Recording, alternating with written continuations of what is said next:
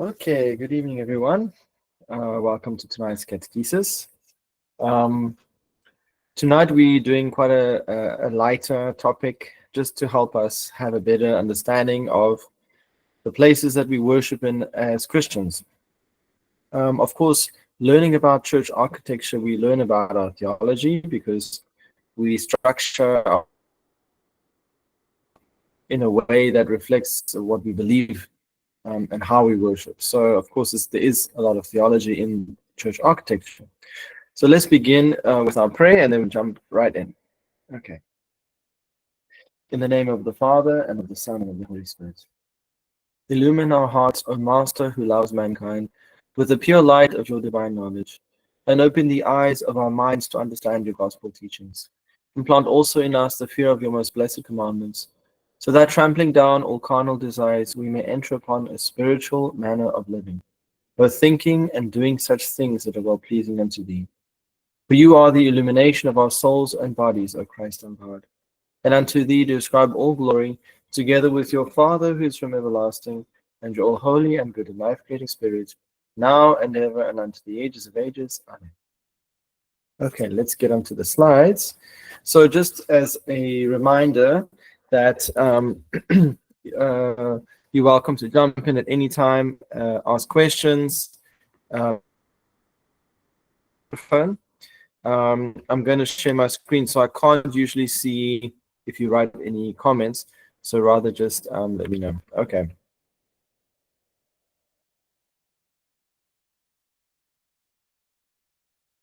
Okay.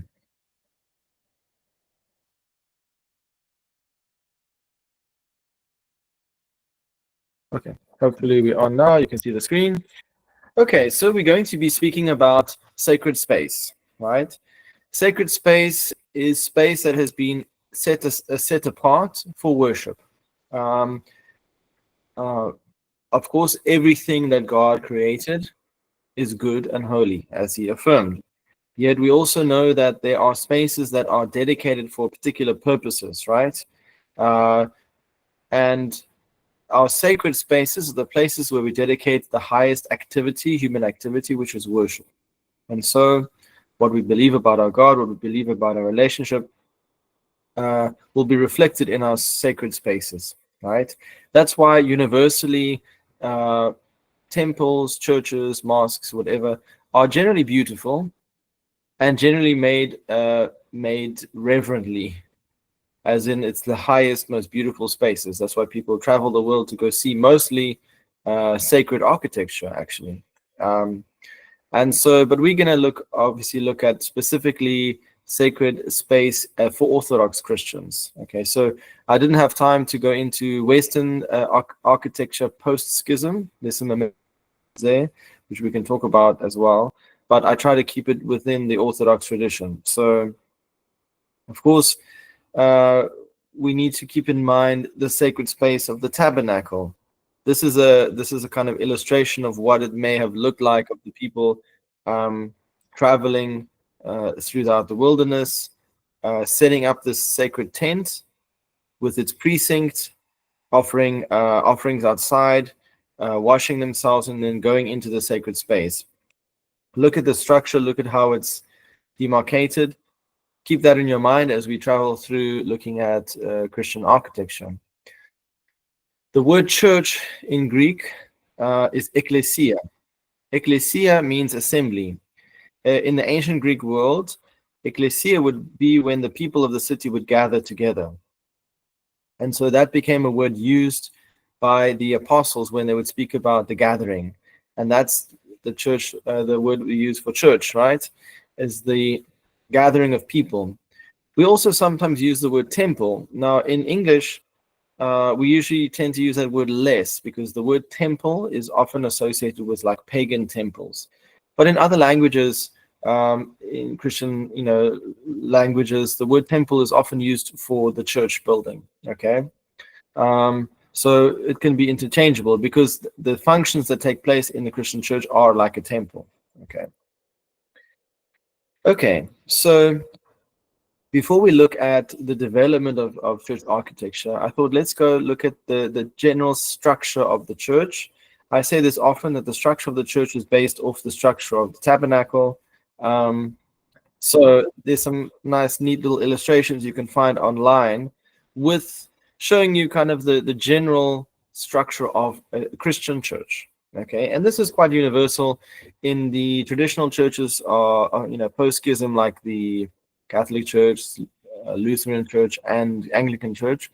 You'll find these structures still present, maybe less acute, but still there. And that is, the church is generally divided into three sections: the narthex, which is the entrance, the threshold, you could say; the nave; and the sanctuary, or the altar, we often say in English. And it's a journey towards from to holier spaces, right? Just like the temple, when you look at the tabernacle, you have the entrance. Well, this is the narthex, but you have the entrance into the precinct, and then you have the entrance into the holy place, and then the Holy of Holies is right at the back of the tabernacle. So you can see the connection here.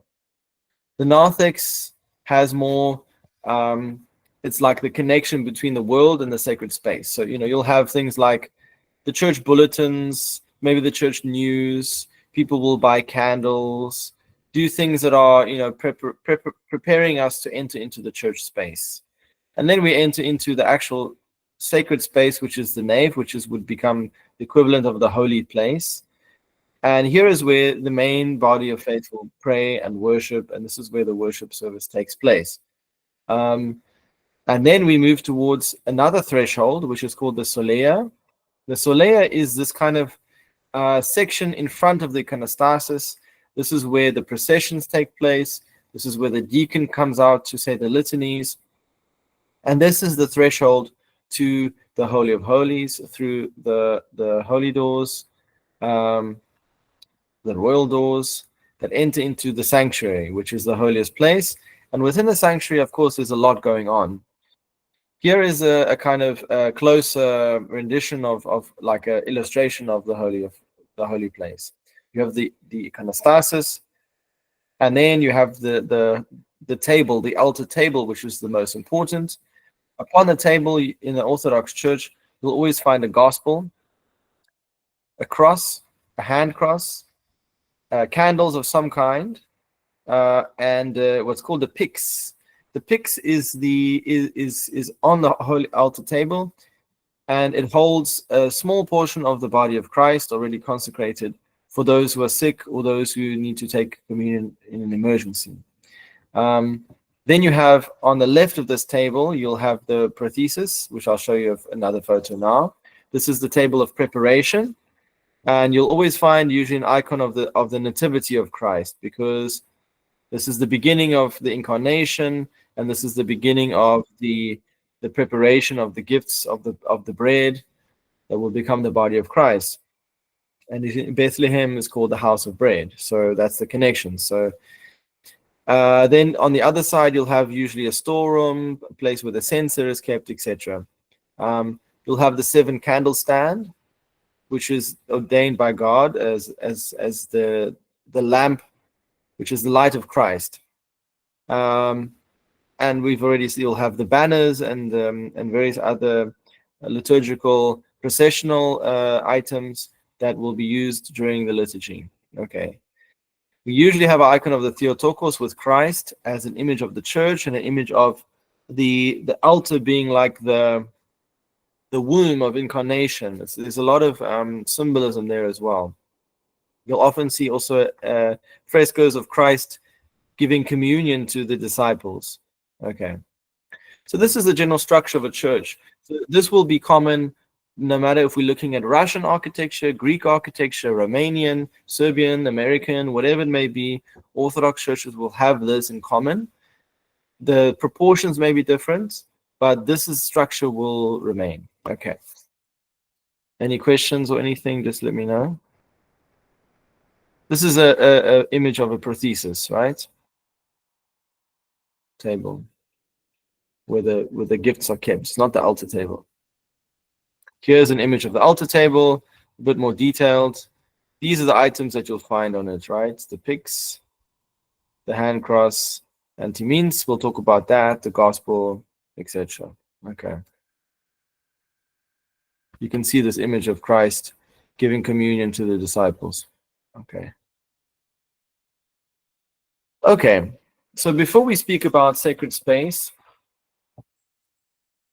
and a church, one of the things we must remember is the first sacred space that Christ, let's just say, the beginning of sacred space in its fullness began in the tomb of Christ. That place, which was before a place of death, a place of rest, a place, of mourning, when the woman and Nicodemus, Joseph placed Christ's body in the tomb and they sealed it. And then on the third day, Christ rose. That tomb became the first sacred space of the gospel, of the news of the resurrection.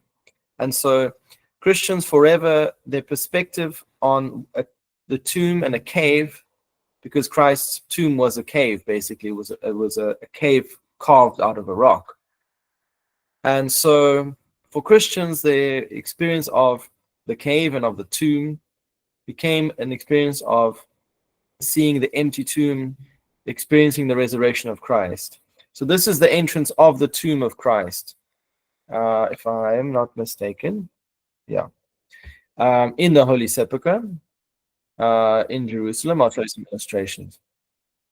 Okay.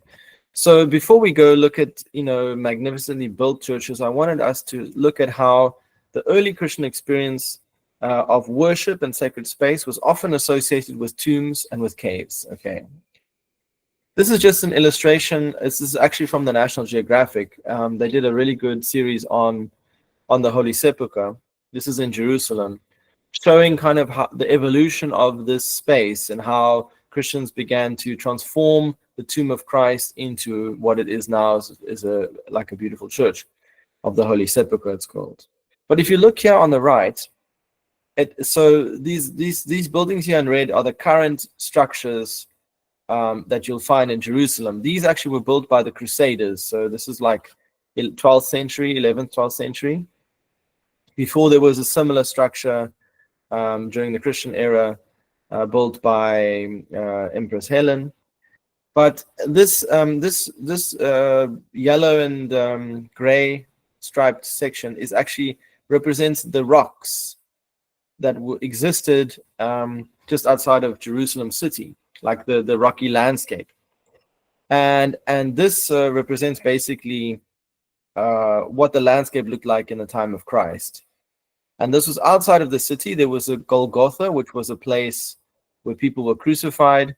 And then close by, there were tombs cut into the stone. And there was a couple of tombs. One of the new tombs that was cut was cut for Joseph of Arimathea, who was a wealthy man.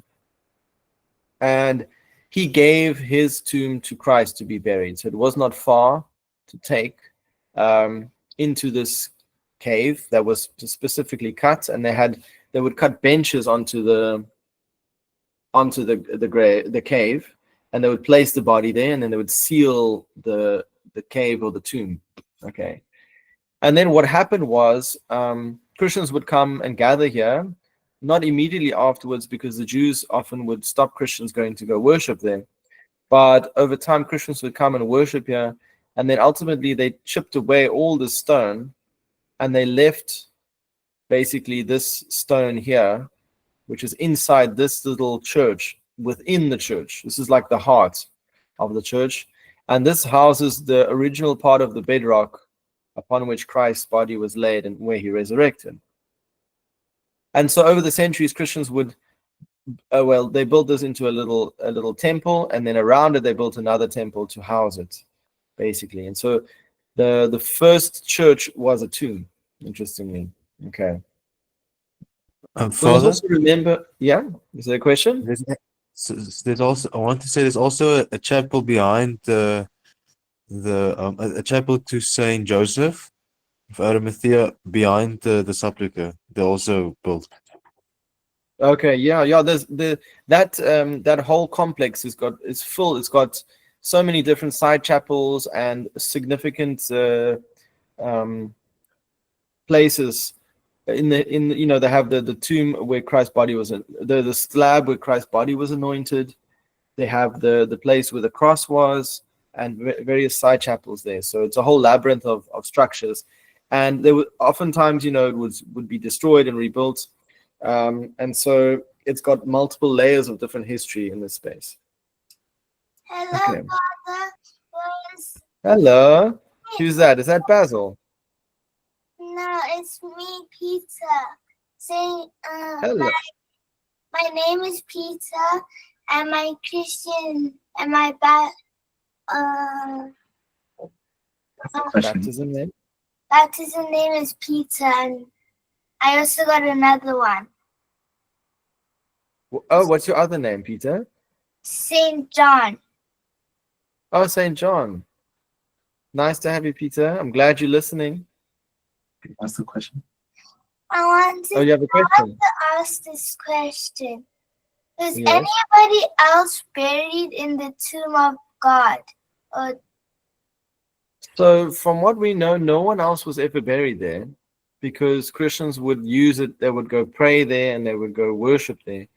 So most likely there was a period when that whole area was filled in. So the pagans built a temple over this site. So they filled all of this in with rubble, and then they built a temple of Venus on top. So I'm not sure if this was ever used during that period. And then when Helen came, Empress Helen, who became a Christian, she uncovered all of this rubble that was here. She found the cross under all this rubble, and then they also uncovered the tomb and built a special chapel there. So no, I don't think anyone was ever buried in this particular tomb of Christ. Thank you. thank you, Father. That's a pleasure. But many Christians, many very amazing Christians, were buried in special tombs, because we must remember that in the first centuries of Christianity, Christians didn't have places where they could worship like churches, right? Because the Christians were being persecuted, not always, not all the time, but from periods of time for the first 300 years, there would break out persecutions where emperors or local leaders would not like the Christians, and they would not allow them to have a church together. And so Christians would often find themselves worshiping in secluded places, and these places would often be the tombs. Why the tombs? So oftentimes, as we know, in the first 3 centuries, many Christians died as martyrs. So they died for the faith, for the Christian faith. They refused to offer worship to idols, and so they would be persecuted and killed, and they would then be buried in tombs. And sometimes these tombs would be underground, like in Rome, because of lack of space, and because the ground allowed tombs to be cut from the rock, which is called tufa, which is like a soft type of rock. Christians would go and serve their liturgies, serve their prayers on the graves of the saints, on the graves of the martyrs.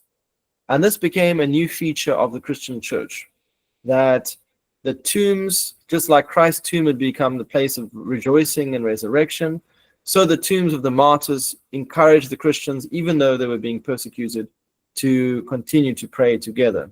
So here's an image of a Christian, the catacombs in Rome. This is actually a later one, and we have an image of Christ, the Alpha and the Omega. And in these slabs here, these are actually graves. So in here you would have the bodies of Christians, and they would actually serve liturgies here.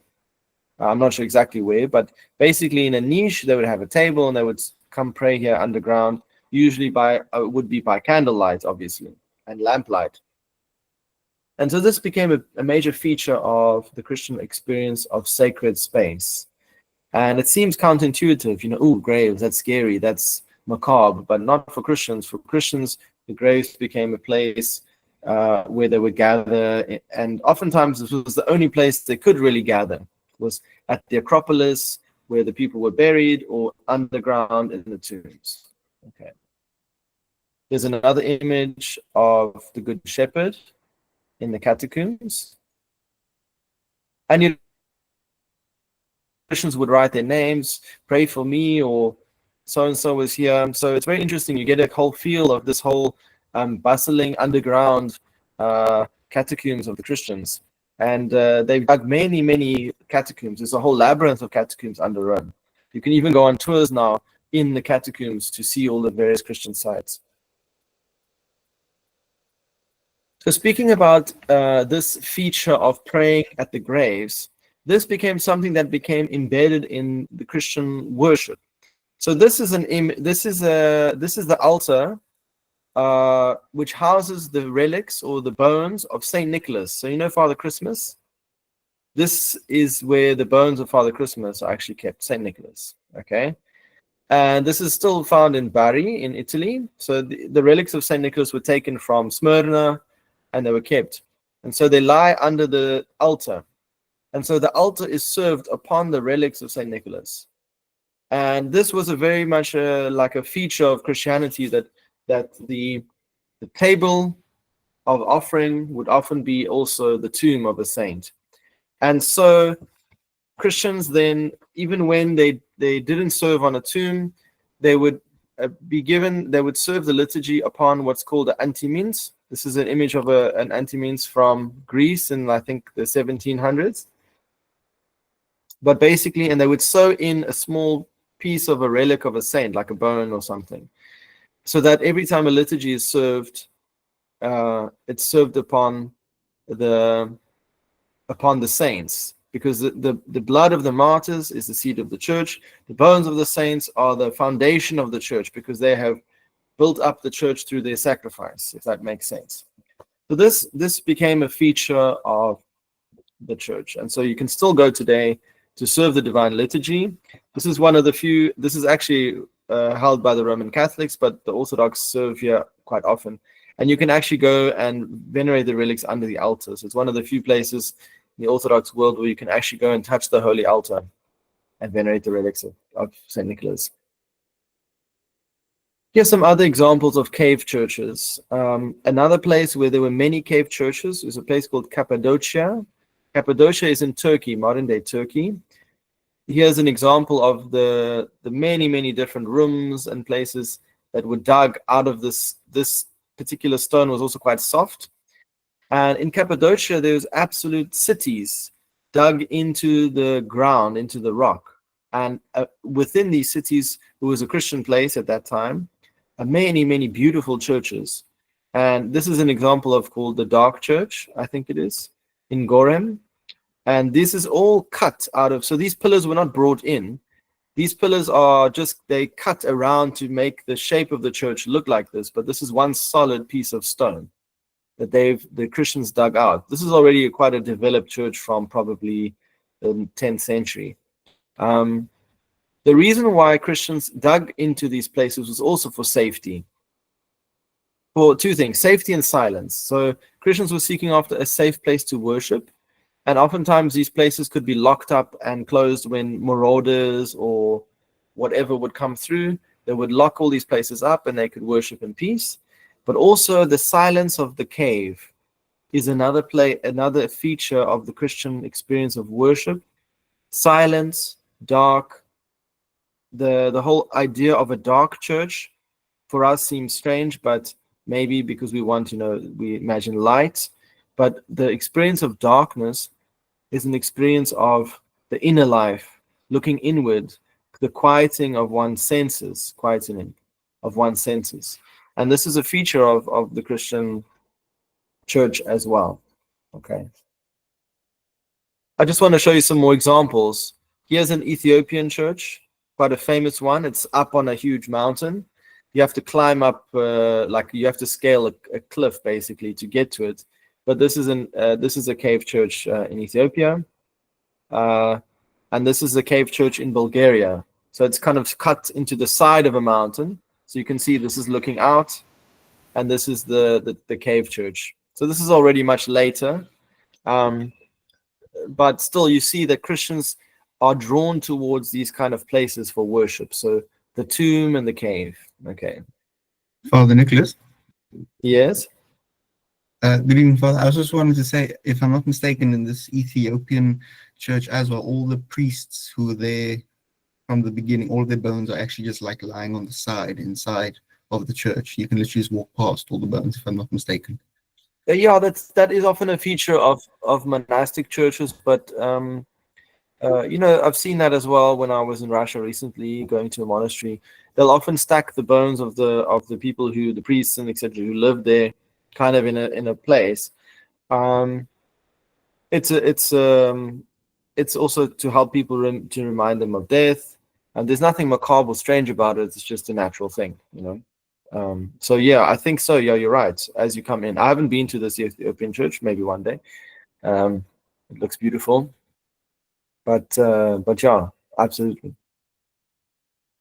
Here's an example of the Kiev cave churches. So these were dug by Saint Anthony and Theodosius of the Kiev caves and many other saints of the Kiev monastery. You can see here's some the grave of one of the saints. But you see these very tiny churches, very small, very dark. And every person I know who's been to these churches has said it's so powerful, so beautiful. The air is also fresh, apparently. Even though there's lots of dead bodies everywhere, the air is like sweet. So very interesting. Okay, and then here's our bishop, Bishop Constantine, serving in a cave church in Egypt. I think it's in Cairo. I could be wrong. So even our bishop himself has served liturgies in caves. So this is definitely part of the Christian experience. Saint John the theologian spent his last years in a cave on the island of Patmos as well. Okay. So that second feature, right? Christians were not allowed to worship in the first few centuries in beautiful churches. They didn't have the money usually. They didn't have the public support. So they would serve in tombs, in Acropolis, and also they would make their homes their sacred space. And so the first spaces of worship, sacred space, were the homes of Christians. And oftentimes the Christians who had maybe that were slightly wealthier would offer their homes as a church. And we see that even St. Paul, speaks about Aquila and Phoebe and all these various people.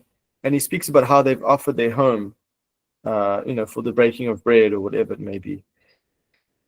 And so the house church also becomes a feature of the sacred space of Christians. And all of this developed the kind of ethos of the Christian church. Okay, so this is the famous church that was found in Europos. I just wanted to point out some features. So now we can look at some features that obviously Christians understood were important. So this is a typical kind of Roman house, you could say. It had a courtyard, right? This is an open courtyard. Had some pillars, but maybe some awnings, but generally a courtyard. This is in Syria, so it gets very hot in summer. So they usually wanted a shaded space for the summer. And then they have here, which is kind of looked like an assembly hall. And they saw there were no other features like, places to store food or water. So this was basically like a room for instruction, right? And next to the room of instruction was a little baptistry. And this, I don't have a photo, but this they actually uncovered pretty much intact. It had two pillars and it was like a big bath here in the corner. And it had some nice tiling here as well. And this often represented the importance of the space, right? They would put mosaics on the floors of important parts of the house. And so you have an area of instruction and the area of baptism. And then you have a main hall which had a table, and we know this usually from the mosaics, they have a spot where the table would be placed on the eastern side. So this is facing east this way. And so this would become the gathering hall, the assembly, right, the ecclesia. And so we have here a catechetical space where people would learn, be baptized, and then come into the church and to pray together and break bread together. Because the table was such an important feature.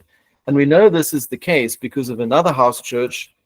This is like a reconstruction of possibly what an interior of an early house church would have looked like. Okay, What's happening here? What part of the liturgy is this? Can anyone see if they're on their laptops?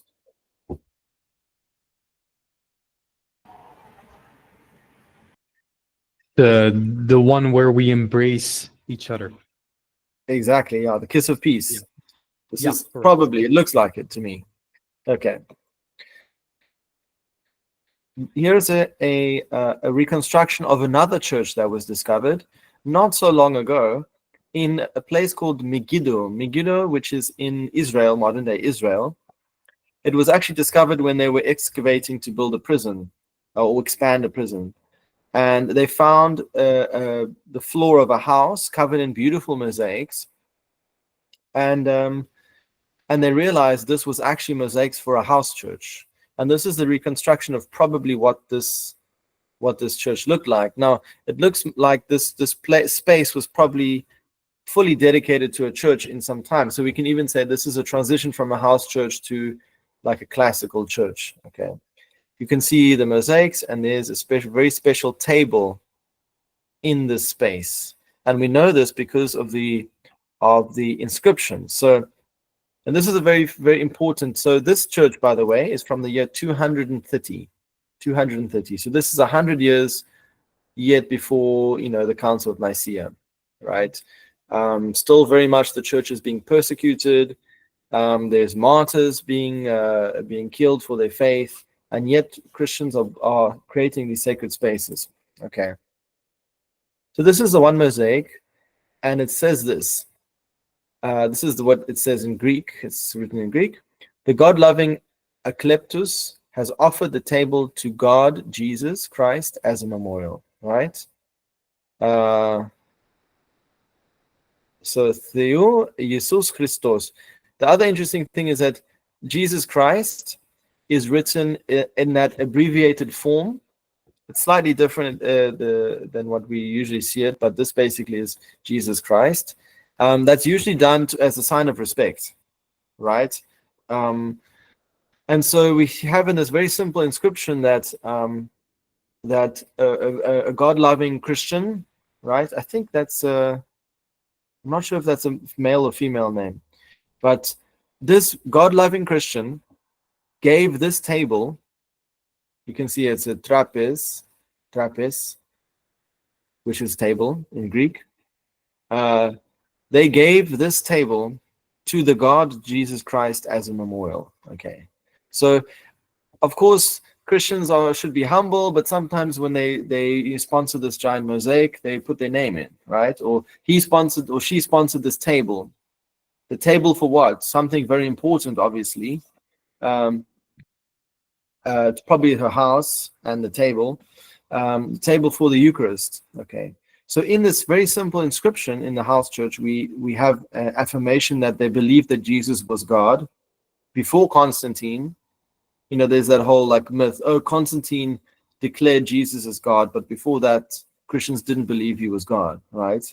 Well, this is a clear sign that the early Christians did believe Jesus was God. Okay. And then we have other inscriptions later, further down the mosaic, remembering, it says, remember Pramila, Syriaca, and Dorothea, and lastly, Creste, which is like would be like Christine.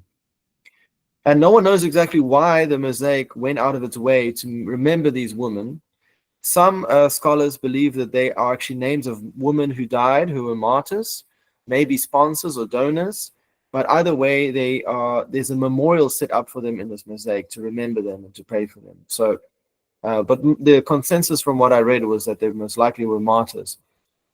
Okay, so we see how the house church was an important feature of the sacred space, the gathering of a family where they would remember one another, they would commemorate one another, and they would gather together to serve the Eucharist on the holy table. Okay. We could say we are ourselves, our parish is in that stage of a house church, right? Officially, the Church of St. John of the Ladder is still, its status is still Damavoy Chram, which means a house church, right? And like we have a photo here, this is Father Daniel. They just started a small mission in Zambia. And so they offered a house I'm not sure if it was through the government or a friend, but someone offered a house in Zambia. What's the capital of Zambia? Lusaka? No. Anyway, they offered a house, and so Father Daniel goes there now once a month, and they've taken a table. Okay, this is a regular fireplace. They've turned it into a kind of iconostasis type thing, and they serve the liturgy, a house liturgy, here in this home that has been offered. Okay, we have. It's not necessarily a home where people live, but it's not an official church building. It's like it's a space that has been dedicated as a church, right? Okay, it looks a lot different. This is when we first began. This is our first liturgy. Okay, but so even today, a house church is still a major feature of the Christian sacred space. Is the home. Okay, especially when a mission starts. Okay. Then what we see happen is that as Christianity is accepted, and this happened even before Constantine, suddenly Christians were able to gather in larger spaces that they could now dedicate to the worship of the one true God. And so in Rome and all over the Mediterranean world, the biggest building, the main building of common assembly was the Basilica. And the Basilica was basically a rectangular building that usually had a central space and then colonnades on either side, and then side kind of aisles. And what that did was it allowed that was the biggest space that they could create in the ancient world to span across, you see, because you can only span a space as big as the wooden beams can be. And I'll show you this in the next photos. This is an image of a basilica, a typical basilica in Ravenna. And so this is the interior. You've got a rectangular space, long space, that ends in a large rectangular front that's punctuated by an apse. This is called an apse, which is like a semicircular space. And then you've got these aisles on either side, and then these columns, and then you can have extra space on the side. And so instead of having a space only this big, they could have a space this big and then also this, because it's very difficult to find beams, to make beams any longer than this, basically. And so they could create large spaces that you could fit the whole town in, basically. Okay. So the basilica became a feature of the first official Christian church, was usually found in these types of buildings of assembly. Now, in the Roman times before Christianity, this is where they had their civic meetings, right? And so it made sense. But the Christians usually added the apse, okay? And this became an image of heaven, an image of the eternal, this round space. And you can see what a feature it is. It really is quite central. And the whole experience of this sacred space was like a journey towards heaven, a journey towards the kingdom of God. I'm not sure if it's in this basilica or another one in Ravenna, but I've been to this one and the other one, and they have these beautiful mosaics of the saints processing. So they're all facing towards the apse. On the left, you have the women saints, the women martyrs, all dressed in white. And on the right, you have the male martyrs, and they're all walking towards this space, this sacred space. And so when you walk into the church, you're walking with the saints towards heaven, basically. And so that's the kind of sense that you get in these types of sacred spaces in the church. And these remained a feature in the Western church for very, very long. Okay. For example, this is an image of St. Peter's Basilica. This was built by Constantine the Great. And this stands where today we have the Basilica of St. Peter, the modern one, where the Pope comes out and all that. This is what it looked like until I think in the 16 or 1700s. They rebuilt it to what we know today. But this stood for over 1,000 years.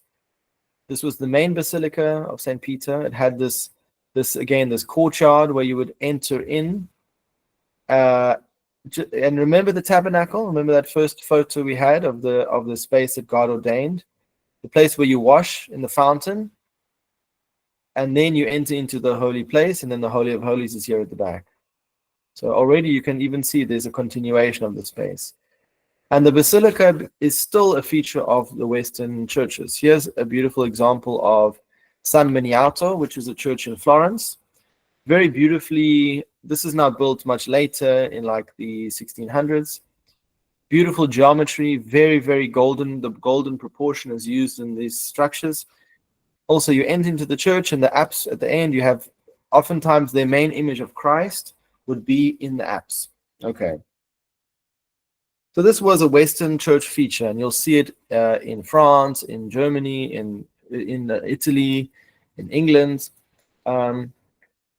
But there was an event, and I'm sure many of you can guess, an architectural event, you could say, that changed the trajectory of sacred space in the East.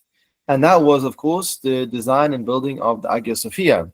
I forget, it was designed by two architects, Greek architects. I forget their names now, but you can look it up.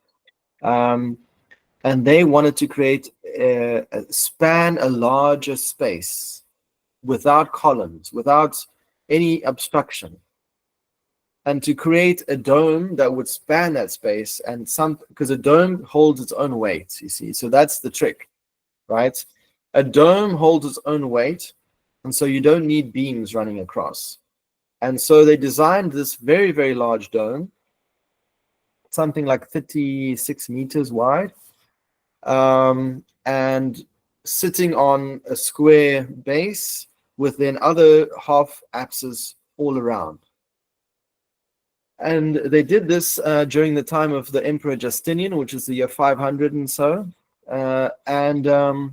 This church was actually built very quickly. It was built in 6 years, and it remained the largest dome in the world for I think probably close to 1,000 years. And it was very difficult to rival this church, actually. And it became a kind of symbol of the beauty of Christian worship. We know the story of Saint Vladimir's emissaries who saw the worship in Hagia Sophia, and they were blown away by it. And they became Christian because of this beauty of this church. Now, I would be honest and say the exterior of the Hagia Sophia, to me, is not that beautiful. It kind of looks kind of alien-like, okay? But it wasn't really designed for the exterior. And that's actually, to be honest, Byzantine architecture is designed for the interior space, not for the exterior.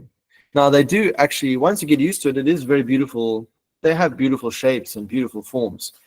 But their main purpose is the interior. And I think there's something very important about that, because it means that the Christian worship is about personal experience and experiencing the worship within the inner experience, not the outer so much. And so Hagia Sophia is totally designed for this experience, right? This is actually just the one apse. Okay, this is now modern day Hagia Sophia. It was converted to a mosque. It was a museum, not back to a mosque. You can still see the icon of the Theotokos and the Christ child here from the original. And you can see the seraphim here. And if you look carefully, you can see some like saints, I think, depicted in some of these apses. But yeah, it was slightly changed, obviously. But this experience of this open space, this huge open space to worship, where the sound of the singing would echo and reverberate, was something quite amazing for people in the ancient world. And this kind of became the prototype experience that Christians wanted to mimic, even when they built their tiny little chapels in Greece and in Albania and whatever. They wanted to have this experience of this domed space above you, a kind of representing heaven, and this total experience of coming into an interior space that is kind of transports you to a different world. Okay, and so Christians began to mimic this architecture, especially in the East. And so the Hagia Sophia became the prototype for all other Orthodox churches all over the world. Okay, I'll show you some interesting examples of Modern day churches, so churches that were built within the last 200 years or 150 years even, that directly mimicked Hagia Sophia, right? We have the famous Cathedral of Saint Sava. It's one of the biggest Orthodox churches in the world. This one. Okay, you can clearly see the connection, yeah? Right? And this is the interior. Very recently completed, actually. It's totally covered in mosaics. And again, everyone who's been to experience worship in this space is absolutely blown away by the beauty, by the absolute, almost like being transported to heaven.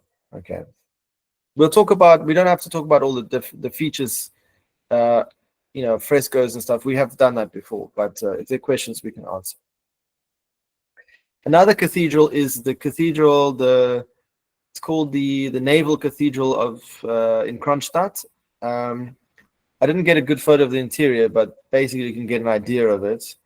It's not quite as big, but also an immense church. Totally dominates the island of Kronstadt, which is just not so far from St. Petersburg. But an absolutely beautiful church, amazing. Also taking its features from the Hagia Sophia. So if you look at these floor plans, this becomes the kind of norm of the Eastern Orthodox sacred space, which is from Hagia Sophia. It's a square space, as you can see here, a square space that is then spanned with a dome, at least in the middle.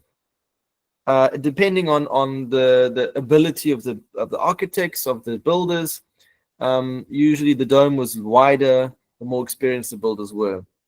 But you see, what's interesting is that the space, although it is still rectangular, if you have the narthex added onto it, the actual main space of worship is square with a dome about it.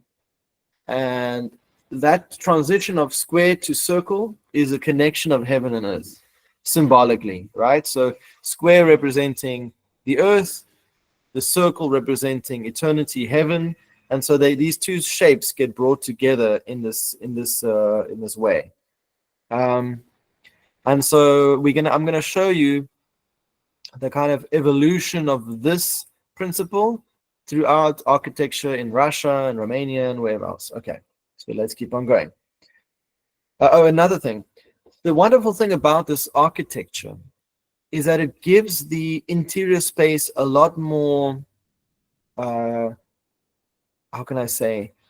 It's like a cacophony of arches and pillars and little niches. So if you look at, for example, look at the basilica.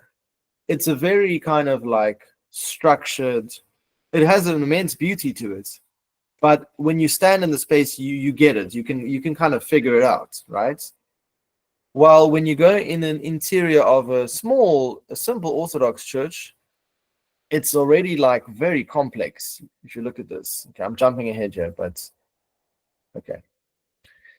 And so what it did was it also gave the Christian artists more opportunity to paint the interior and to start to create a language of wall paintings that teach us about Christ and teach us about the saints and what we believe. And so these are some examples of beautiful examples of classic, what we call Byzantine architecture. Usually the churches were built of brick and of stone. They would sometimes put different layers of colored stone along, but quite earthy, natural-looking churches that would either have a single dome above it, or they would have 5 domes. This became a new feature because if you look at the space, you have the central dome, and then you can technically put in 4 domes all around the central dome. So why do you think, I'll ask a question, why do you guys think that Christians would start doing that? They'd have a central dome and then they'd put 4 domes around the central dome.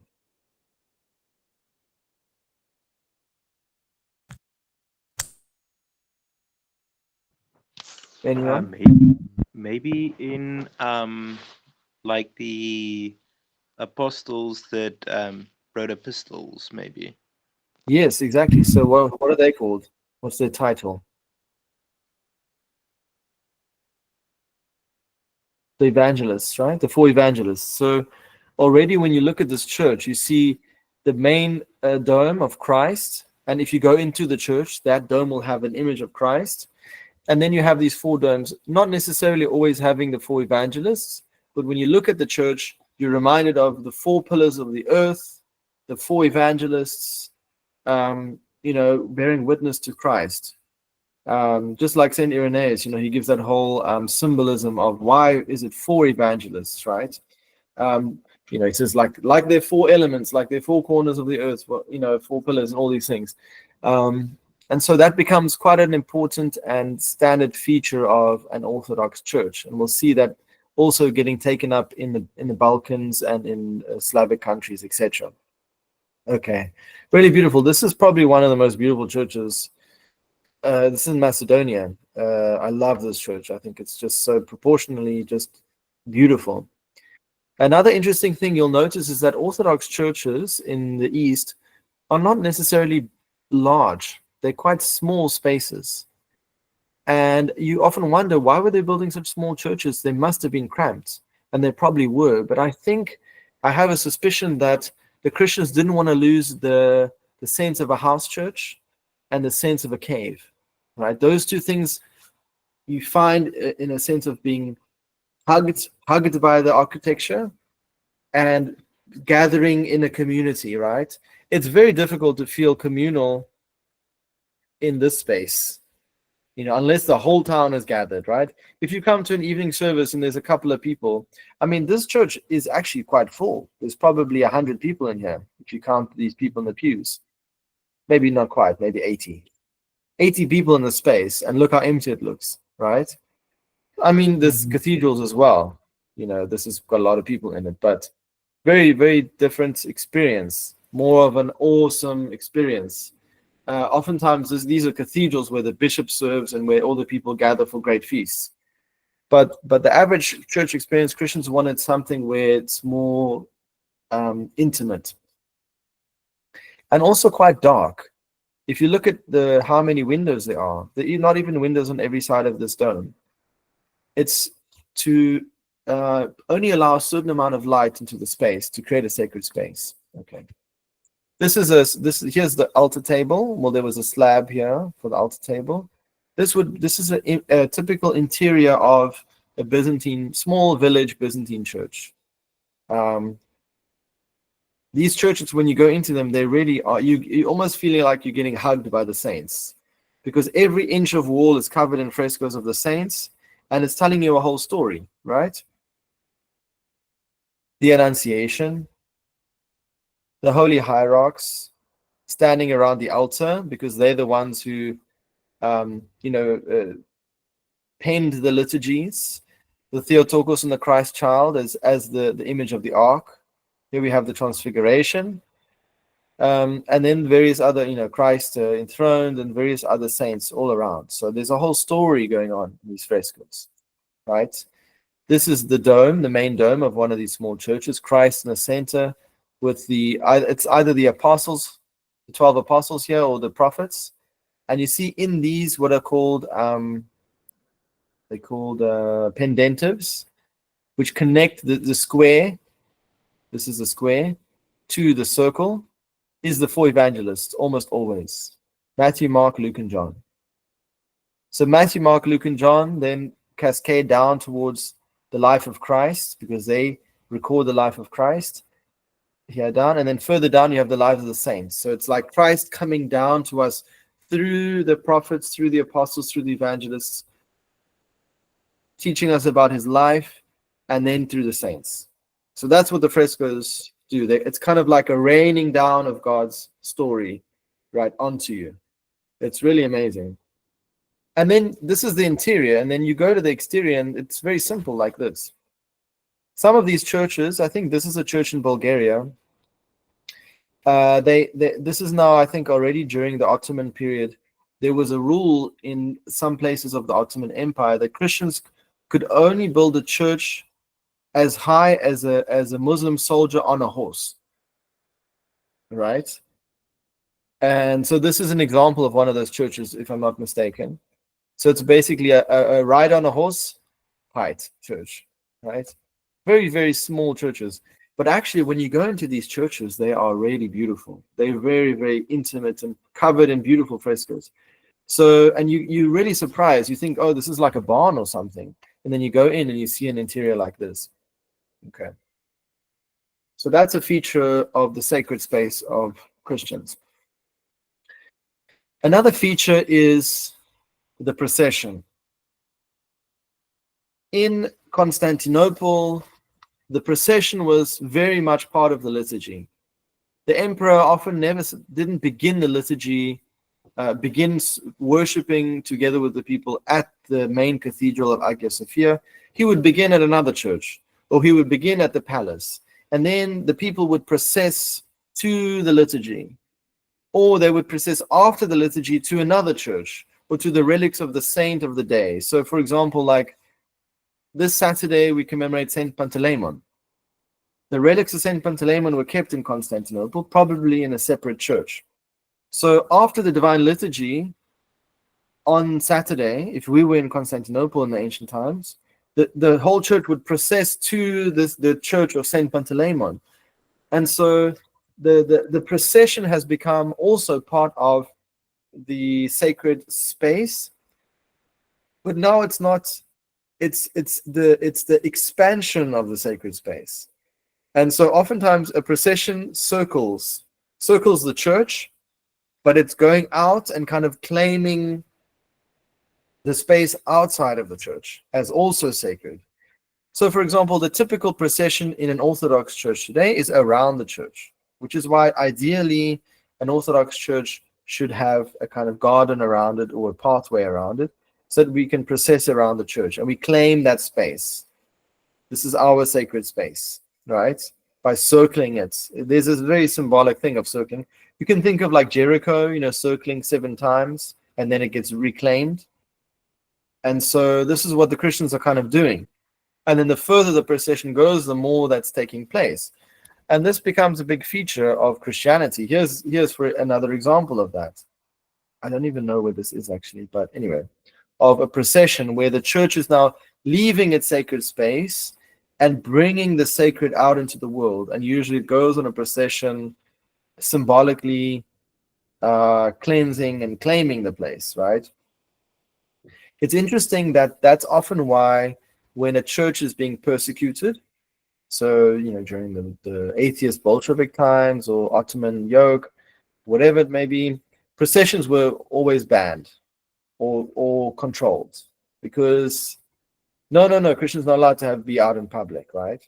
And even nowadays, even in our experience, when we do our Easter processions, there's this kind of like slight uneasiness because it is a bit of a confrontation. It's the sacred now comes out into the world. We famously walk past the clubs, right? And there's a huge contrast. And so there's still a very much a feature of an Orthodox Christian sacred space is the procession. And we even have it within the liturgy. We've spoken about this before, but we have 2 processions in every liturgy, right? The procession of the gospel and the procession of the gifts.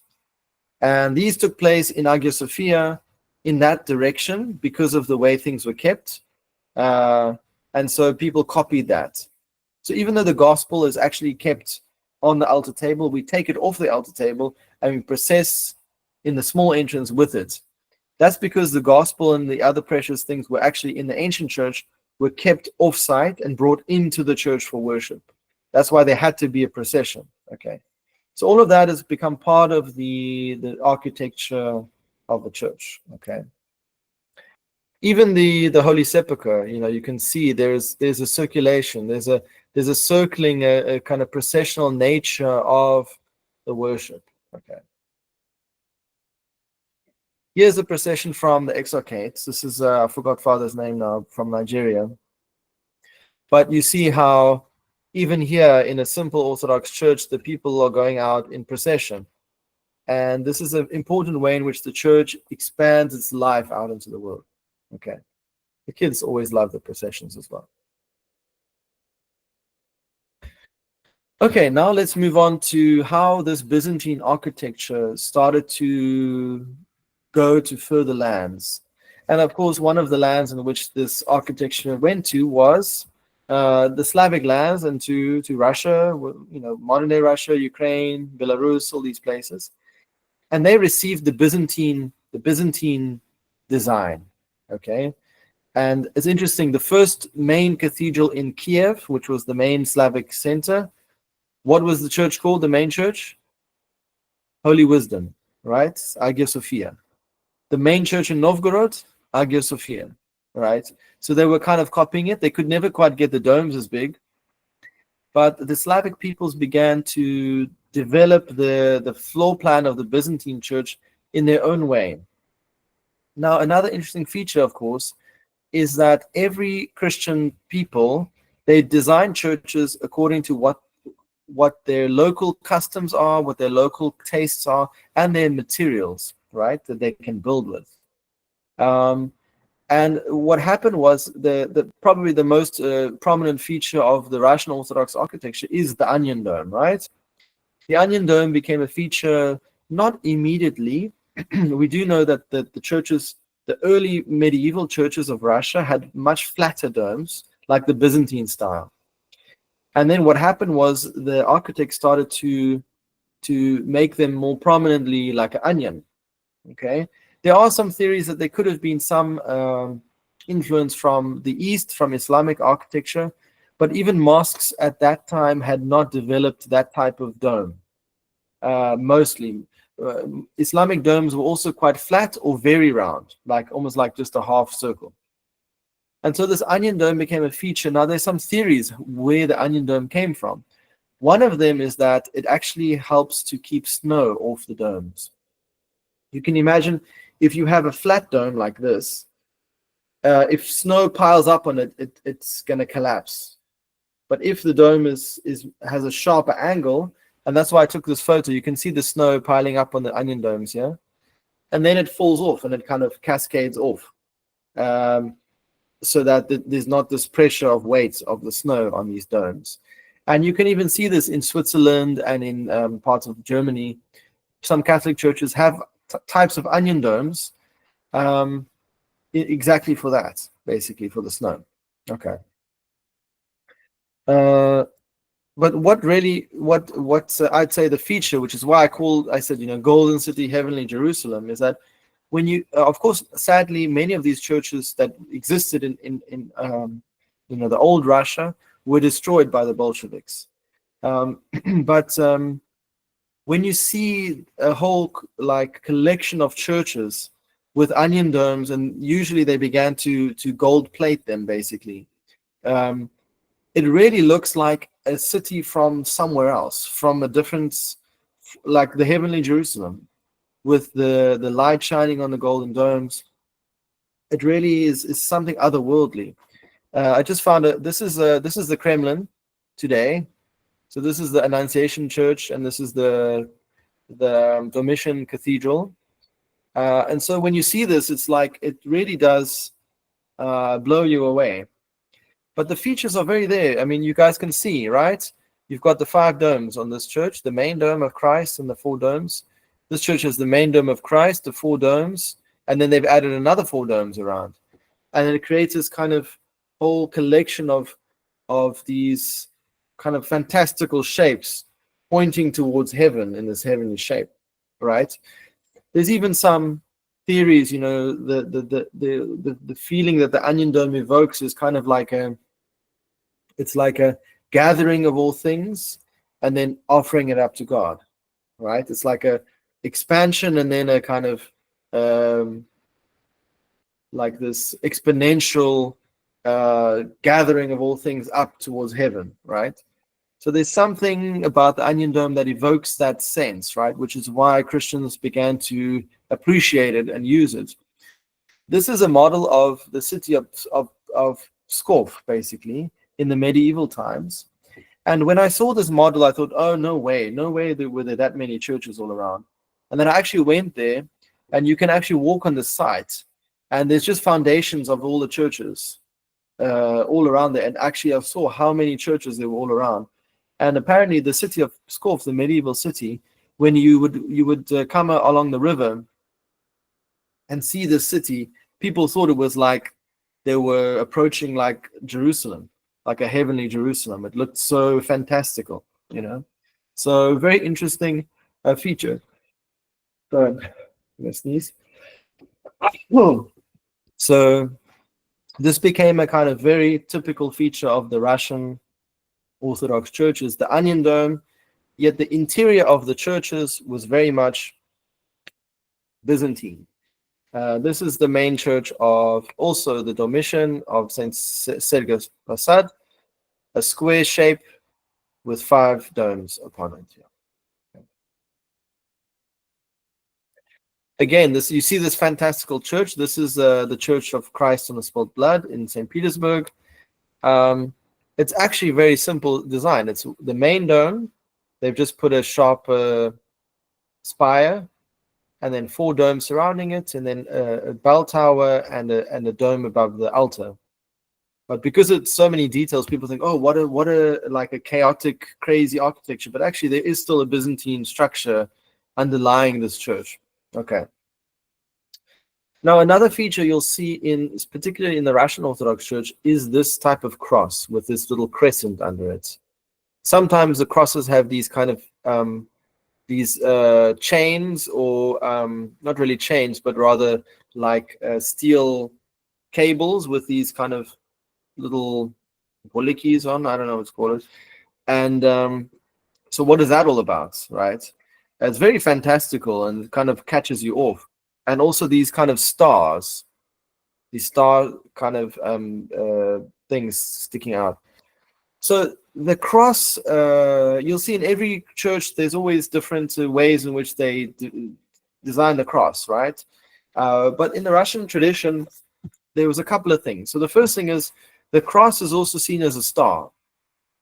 So these kind of rays coming out of the cross, the cross is seen as like the star of Bethlehem, guiding people to the truth.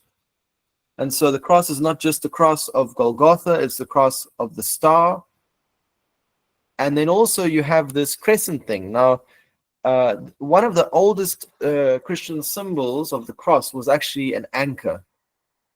An anchor was used by the early Christians to represent the cross, because an anchor does have a cross on it, but it's also the thing that grounds the church, right? Just like the church is like an ark.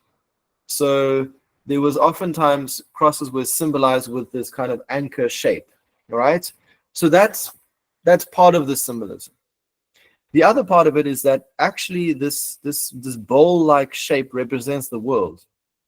And this is very, very clear, like in a lot of ancient symbolism, the world was seen as a bowl, not as a globe, but as a bowl. Heavens were the top part, and the earth is the bowl. And so the cross on this bowl is actually the cross being planted into the world. Okay. There is also a probably very authentic tradition that a lot of these crescents came about also after the Russian conquering of the city of Kazan. And the city of Kazan, under Ivan the Terrible, was an Islamic city that was taken by the Orthodox, and then they basically built churches. And this symbol was a symbol of the cross overcoming the crescent kind of thing. So that's definitely not the only meaning of that, but that is most likely also part of it. So you'll see that a lot in Russia, where you have this crescent and the cross on top. So that's some of the features you'll see on the crosses. Okay. Another architectural feature is the church as an ark. So as a boat. We already spoke about the central part in English comes from the Latin, the nave, comes from nave, which means ship, right? So part of our experience of the church is that it is like an ark. And so what you'll notice in the church, yes, we have processions to go out, but we also have protection. The church is kind of like an ark of protection against the world. And this is not against the spiritual forces of the world, the evil forces that want to destroy mankind, but and the armies and the marauders and the bandits and the animals and whatever, everything trying to attack mankind. The church becomes a safe space where people would gather for safety. And so a feature you'll see is that churches start to get walls around them, right? Who can tell me? Can anyone know where this church is from? Do you have any Serbians? I think this is Serbian. No, okay. This is Dečani, which is a very famous church. Beautiful, beautiful interior, but it's got this wonderful wall around it. The labors, the fruit picking and vegetables are all on the exterior, but this is the safe space. And these walls were not built for nothing. These walls were built to protect the people living in the ambit of the church, right? The monastics or whoever. And when there was an attack on this town, the people would come gather in the church. And I think probably the architecture that has this the best is the Romanian architecture, which I'm going to show. Here's an example from Mount Athos. You know, there's often this cliche, oh, the church is built on the highest part of the city. That's not necessarily always the case in Orthodoxy. In the Orthodox tradition, sometimes the church is like the secret heart of the space.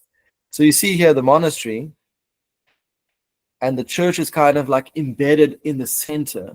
And I like the fact that it's red. So really it like looks like the heart of this building, the life of this building. Not the highest, right? This tower, this defense tower is actually the highest part. But the most important part is the part that's the most protected. It's the center of protection. So because of course many pirates and things were trying to attack these churches. And so the churches would be kept in the center of the courtyard. But that is also an experience of the ark, right? Coming into the center and being protected. As that becomes a feature, also a very important feature of Christian sacred space. I wanted to show you some Romanian churches, Romanian Orthodox churches. I think they're so beautiful. It's one of my favorite architectures. They really do look like arks.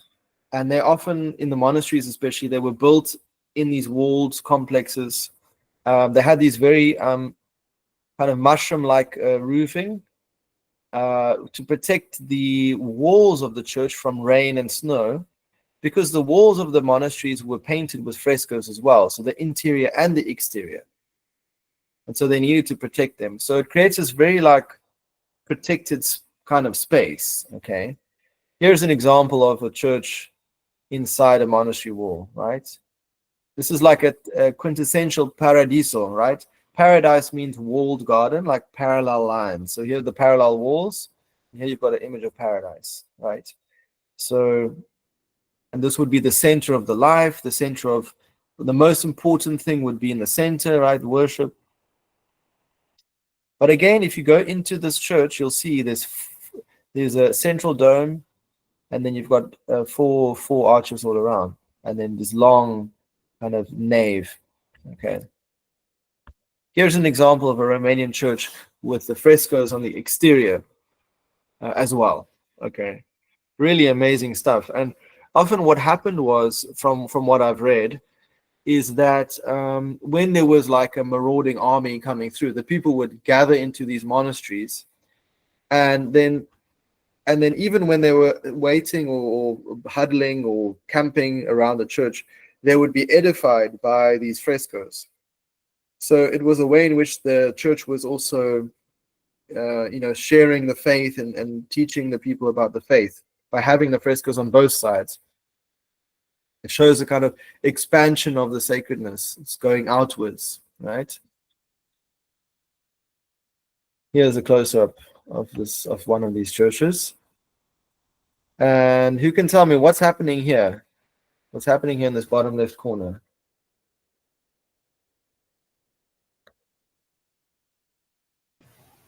Father, the monk with the plank. Yeah, so this is a nun, I think. It's called a semantron. Semantron, she's knocking the semantron. So it's a kind of like a call to prayer, and it's a knocking on the wood. And it's believed, there's like a legend that Noah himself, to call the people to the safety of the ark, was banging on the wood of the ark to call the people to repentance and to come into the ark. And so the knocking on the wood of the Orthodox tradition is a kind of calling people to the ark. Okay, it's a really beautiful sound, very simple sound, but beautiful.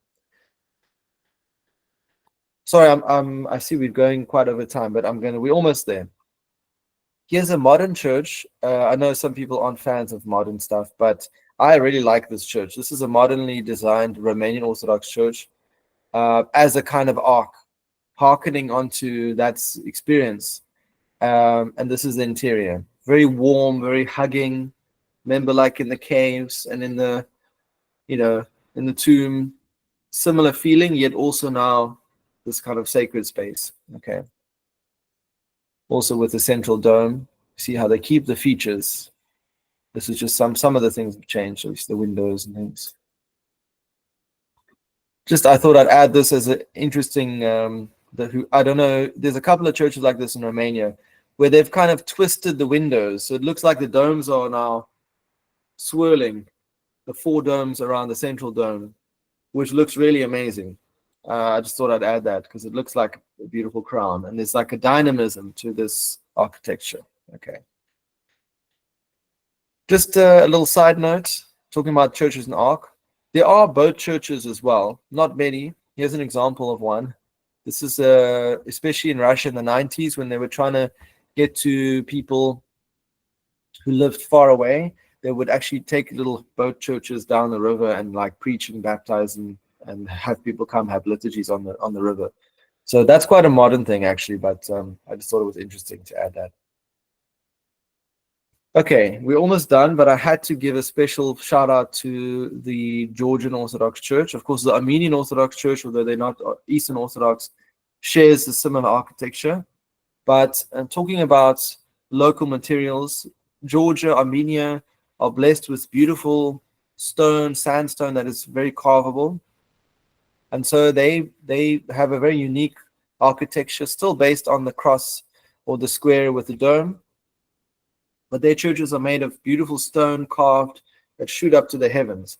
Probably together with Romanian, one of my favorite types of architecture. And truly the stones are crying out the gospel. I don't know if you guys remember from the gospel, I think from Luke's gospel, when the the disciples were praising Christ, and the Pharisees said, "No, tell them to stop." And Jesus said, "Even if I told them to stop, then the stones would cry out to praise me." Basically, and this is definitely the case with these churches. I can't remember the names of all the cathedrals, but really beautiful, beautiful spaces. One of the features of the Christian church is obviously pointing up to heaven, just like the Western tradition, and this is definitely the case with the Georgian architecture. You'll notice that all the lines are kind of shooting up, quite narrow spaces. But everything, the windows are tall and pointing upwards. The dome is pointing upwards. The interior space pointing upwards. This is the main cathedral, I think, the ancient cathedral. We have this beautiful giant fresco of Christ at the main apse, which is really powerful when you enter in. Here's a detail of some of the stonework. Remember, these churches are very, very ancient. We sometimes can't even fathom how old they are, 1,000 years old or whatever. 600 years old, 700 years old. Here's a Gergeti church, famous church on the hill. Behind it is a huge mountain range. This is a bit of photography tricks here, but beautiful, beautiful space, beautiful church. Okay, and just to finish off church architecture, Orthodox church architecture, sacred space. The church also has a voice. The church has the church is seen as kind of like we personify the church a lot, right? When a church is blessed, it's baptized. In a sense, it's blessed with holy water. It's chrismated, just like we are when we are baptized. And so the church also has the voice in which it sings and worships God, and that has primarily become in 2 ways: the semantron, which is the wooden stick that they like bang on, and you can look it up on YouTube. But of course, the primary is the bells, the church bell. Here's a bell tower. You can see the bell ringer here with all the strings leading up to him. Okay. This is a semantron, as I showed earlier. This housed, you can see this is one of the biggest bells in Christendom. and this was one of the biggest bells in the world. It was called the Tsar bell. It took 24 men to ring it. That's how heavy the clapper was, the bottom little thing. In Russian, it's called the yazyk, which is the tongue of the bell. Again, like the personification of this thing, of the bell. This bell actually fell. I think this is the one. It fell. There was a fire, and the church tower collapsed, and so the bell also cracked. So they keep it now in Moscow. But the bell tower is an important aspect of sacred space. What is the purpose of a bell? So here's a nice list of what the bell is for. The bell summons the faithful to services. It expresses the triumphal joy of the Christian church. It announces important moments during the services, both to those in church and to those who are not able to physically be present in the church, so that all may be united in prayer. So, for example, we do a little bit of this in our church. We just have one tiny bell. During the moment of consecration, we ring the bell. During the creed, we ring the bell. And we meant to ring the bell when we start the church service. And so if someone has a duty, let's just say someone is a policeman, or someone is a fireman, or someone is a whatever, and they can't come to church, but when they hear the bell ring, they're called to pray, and they can say a prayer. And they know, oh, now's the consecration. They can glorify God, etc., etc. So the bell is a way to spread what's happening in the church, to share the good news of the church. And there's a nice expression that bells are called the singing icons of the church. In fact, most of the church bells that are made for churches have icons actually imprinted on them of saints and of Christ. But basically, they share the gospel just like the icons share the gospel and share the beauty of the church. And now it resonates throughout the world. The other thing about bells, let's continue with the list, right? The bells strengthen Christians in piety and faith by its sound. Orthodox Christians believe it is allied with divine grace to disperse and destroy the forces of cruelty and demonic suggestion. Absolutely, there's a sense that when the bells are ringing, that it cleanses the air, it cleanses the because this is a ringing towards faith, glorifying Christ. So it actually is a kind of like a weapon against the demons. And there's been lots of interesting stories, how the cleansing effects of bell ringing, which makes me sad and to see how rarely I hear bells ringing, even in our city of Cape Town, when there are many bell towers, but there's often reasons why people decide not to ring. They're scared to offend the neighbors, or they don't want to maintain the bells, or whatever it may be. In Orthodoxy, all bells are hand rung. We're not allowed to electrically ring bells. Can't be like a mechanism, because a bell ringer has to be blessed to ring the bells. So that's another ministry within the church. In Russian, it's called the zvanar. Zvanar is the bell ringer. Okay. I wanted to just show you, this is the average collection of bells that one would need to start a church, right? This is called the Blagovest, which is the Annunciation bell, which is the big, deep bass bell. This calls people to the first prayer. It also is a call to the solemn moments of the church. And then you have the Sazvoni, which is the small kind of soprano bells. The Padzvoni, which is like the alto bells. And then you have this bell and maybe some others, which are the bass bells. And there's a whole booklet of the different types of rings for Easter, for funerals, for solemn moments. There's a whole system of bell ringing, but it really is so beautiful. And all of these strings lead to one person standing here. This pedal connects to the big bell, and then these ropes all connect to these bells, which the ringer will. So it's just one person can control all of these bells. Okay, it's quite a unique feature in the Russian tradition. Okay, and that's it. I hope that was interesting. Sorry, I did something a bit light just because I didn't have time to prepare anything really. But would you guys like to ask any questions or make some comments? before we wrap it up. It has been quite a long talk, actually. So Father, on the topic of the church being like an ark, I've recently heard that the Greeks, they have an interesting tradition around our Christmas where they actually put lights up on boats, and they kind of use boats instead of Christmas trees. Yes, Is yeah, it's that- called the Karavaki, I think. And I'm not sure the full tradition of that, but basically, yeah, they decorate a boat, and that's their Christmas tree. And I think, yeah, it's definitely connected to the church, but I think there's also some other details of that. Could also be St. Nicholas is the patron of sailors, and he's connected with Christmas. So, yeah, but it's called the Karavaki, yeah. Very, very beautiful tradition. Also, wooden churches have a real sense of being in the ark. You know, if you go into a wooden church.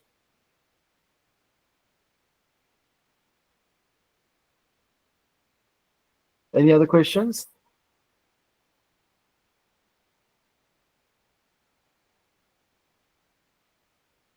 Okay. Okay, if there's no other questions, thank you everyone so much. I hope this was interesting to give us a broader understanding and vision of Orthodox architecture. Of course, there's so much you can find online to inspire you. It's important that Christians create beautiful spaces for worship. It's also important because we are planning to build a church. That's kind of why I wanted to talk about it. So we start to brainstorm and think about what we want our church to look like when we build it. God willing, with God's help. So thank you everyone so much. Have a blessed evening. And Thank I'll you, see Father later. Nicholas. That was wonderful. Thank you, Father.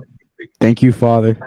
Thank you, Good night. Father. Uh, Thank you, Father. Thank you, Thank you, Father.